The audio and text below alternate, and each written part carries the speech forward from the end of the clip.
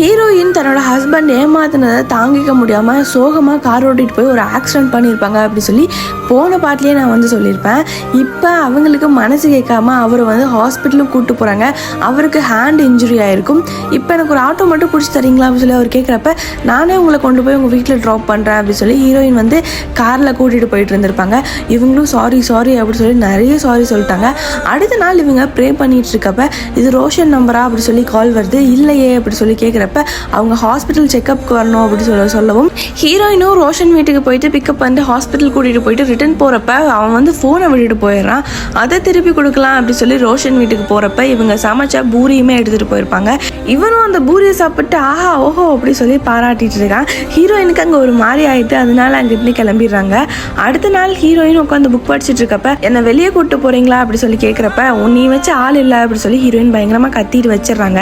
அதுக்கப்புறம் ஹீரோயினுக்கு மனசு கேட்காம அவனை வந்து ஒரு ஹோட்டல் கூட்டிகிட்டு போகிறாங்க. ஹோட்டலுக்கு போயிட்டு வீட்டுக்கு வந்து செஸ் விளையாடிட்டு இருக்கப்ப ஹீரோ அட்வான்டேஜ் எடுத்துக்கலாம். அது வந்து இவங்களுக்கு பிடிக்காம அங்கே அடிச்சுட்டு போயிடுறாங்க. அடுத்த நாள் அகைன் வந்து சாரி கேட்டு இவங்க ஃப்ரெண்ட்ஷிப் வந்து அகைன் தொடர ஆரம்பிக்குது. இதுக்கப்புறம் என்னெல்லாம் ஆச்சு அப்படிங்கிறத அடுத்த பாட்டில் பார்க்கலாம்.